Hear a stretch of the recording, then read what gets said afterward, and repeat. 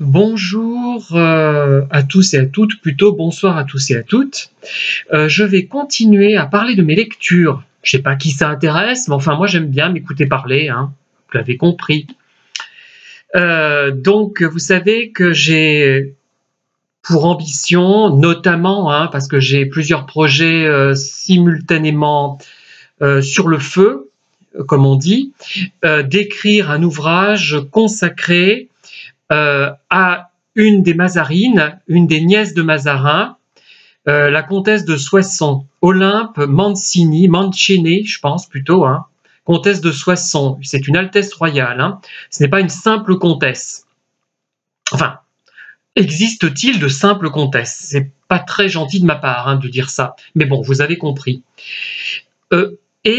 Donc je suis amené à lire des ouvrages je vais être amené à lire des ouvrages plutôt parce que je ne les ai pas encore lus, sur Anne d'Autriche, sur Louis XIV, sur Mazarin bien évidemment, sur les Mazarines parce qu'elles ont écrit aussi, deux d'entre elles du moins. Et vous savez que cette période, je la connais peut-être un peu moins que la période Louis XV, Louis XVI, Restauration. Hein. J'ai beaucoup lu sur Louis XV, enfin beaucoup, oui, j'ai lu sur Louis XV, sur Louis XVI, sur Louis XVIII, sur Charles X notamment, puisque j'en avais besoin pour commenter mes livres, et pas seulement d'ailleurs. Hein. Et là, j'ai terminé trois livres en 2 volumes. Le premier, c'est celui-là, donc Mazarin, le pouvoir et l'argent, d'ailleurs paru aux éditions France Loisirs.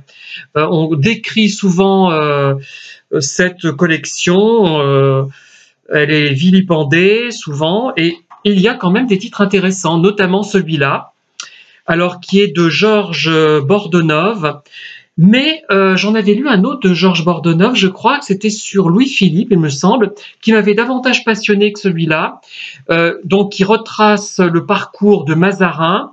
Donc il est question d'Anne d'Autriche, évidemment, de Louis XIV, enfin du jeune Louis XIV, de la régence d'Anne d'Autriche, du règne effectif de Louis XIV à sa majorité, de toutes les péripéties de ce qu'on appelle la fronde. Alors il distingue une première et deuxième fronde, avec tout un tas de célébrités, de ducs, de duchesses, de princes, de condés, etc. Hein. Et j'ai surligné, enfin j'ai mis des traits dans les marges pour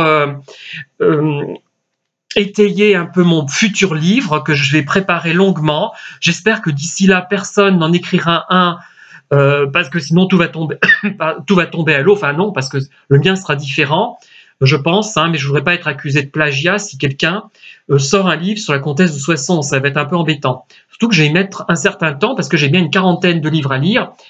Un de mes amis historiens, un historien pur et dur, hyper compétent, m'avait conseillé de consulter les archives de la Bastille, mais ça dépasse un peu le temps qui m'est imparti sur Terre, hein.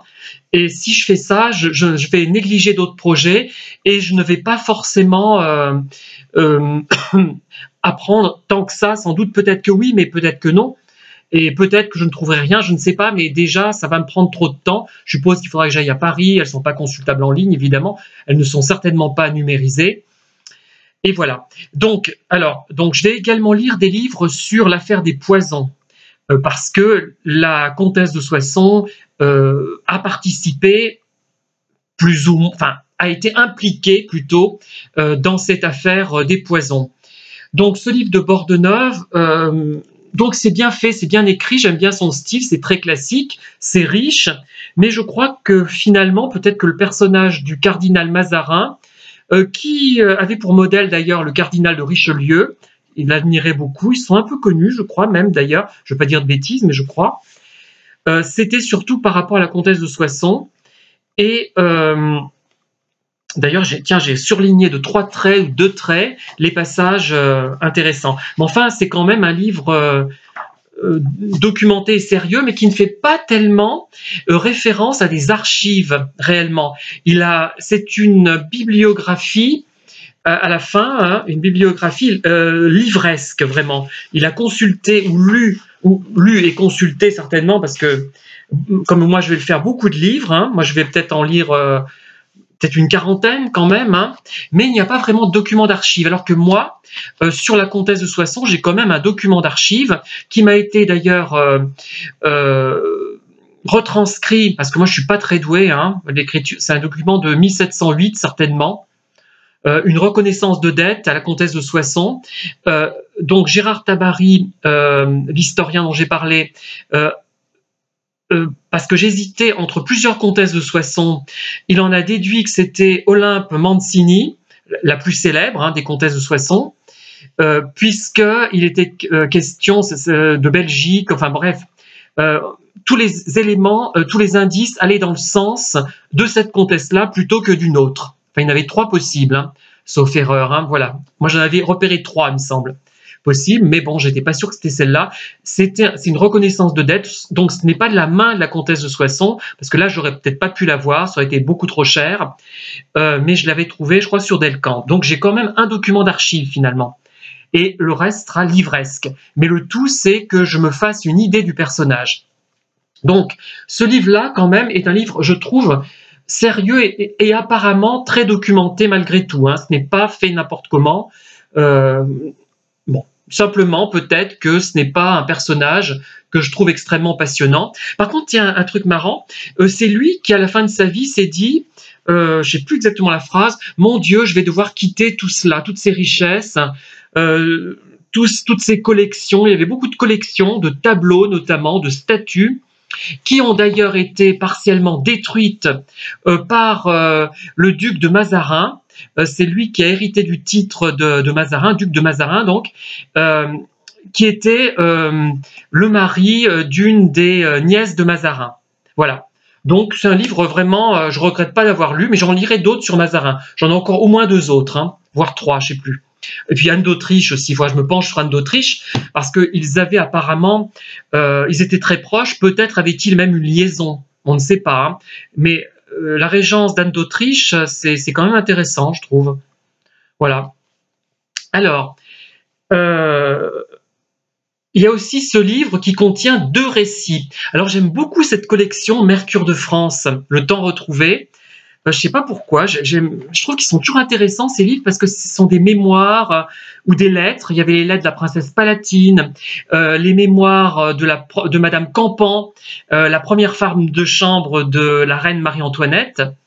Il y en a plein d'autres comme ça, j'en ai toute une collection et je trouve ça très divertissant. Mais pour une fois, celui-là m'a moins diverti. Il y a 2 volumes, hein.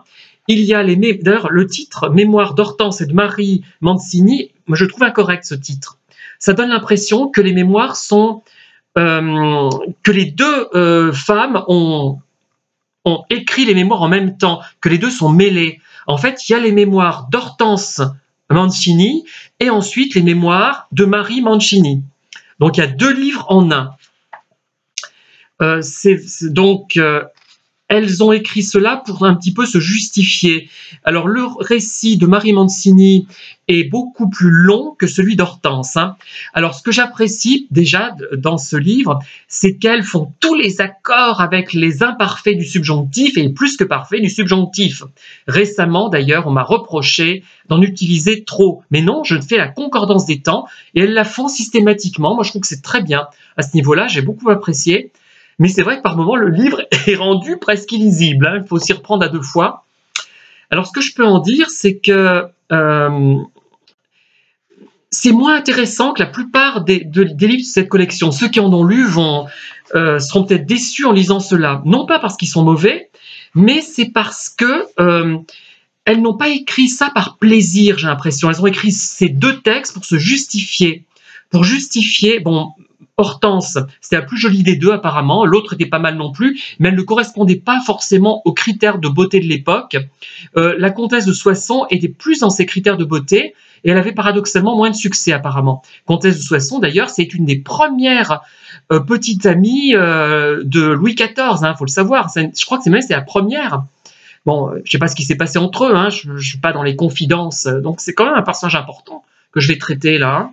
Je vais être important, c'est-à-dire que même si mon livre est nul, les lecteurs vont le surévaluer par rapport à mes livres vraiment réussis, qui sont sous-évalués parce que ce n'est pas un grand sujet important. Enfin voilà, ça je trouve ça un peu triste, mais bon, pour une fois que je bénéficie de ça, je pense notamment à mon livre assommant que j'ai fait, enfin la première partie du livre du moins, la première moitié est assommante, le reste est pas mal, sur la duchesse de Parme. Hein.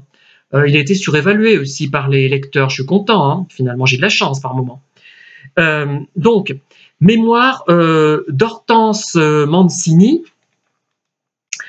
Elle est mariée avec le fameux duc de Mazarin qui était un malade mental et peut-être homo d'ailleurs, j'ai l'impression qu'il était homo. Et il était à la fois obsédé sexuel avec des hommes, si je comprends bien, mais j'en sais pas plus, hein. Je sais pas si j'en saurai plus dans quelques temps, je vais lire d'autres livres, mais il avait aussi la manie de détruire sur sur les sculptures, les parties sexuelles. Un peu comme moi, hein. Enfin, j'aime pas trop. Je préfère vous voyez, moi je préfère les hommes en sous-vêtements, hein, vous le savez, je l'ai dit 100 fois, je répétais 20 000 fois même. Bon, nu, il n'y a plus de mystère pour moi, ça me... Bof. Enfin bref, c'est peut-être pas les mêmes motifs, lui. Hein. Et donc, et aussi, il a saccagé de belles peintures que Mazarin avait collectionnées. Le fameux cardinal de Mazarin, hein, qui est mort à 59 ans d'ailleurs, hein, dans un état de décrépitude assez avancé.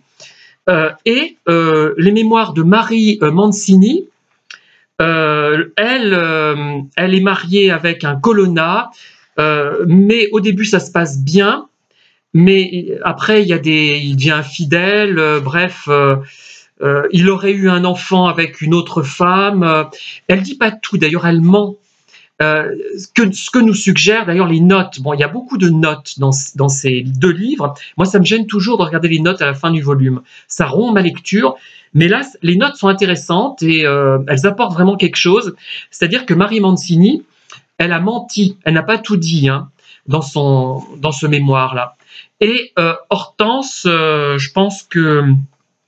Je sais pas, je pense qu'elle est moins menteuse peut-être, hein. Enfin, elle a peut-être moins eu d'occasion, de raison de mentir. Ce que je veux dire, c'est que ces deux récits donc, ne sont pas aussi passionnants que ceux qui figurent, qui font partie de cette collection, pour la raison principale, je pense, qu'elles ont voulu se justifier, qu'elles ont fait ça par obligation. Elles n'ont pas écrit ces livres par plaisir, comme les lettres de la princesse Palatine, qui sont souvent amusantes, hein, notamment, enfin, dans la version que j'ai, d'ailleurs, elle a disparu cette lettre.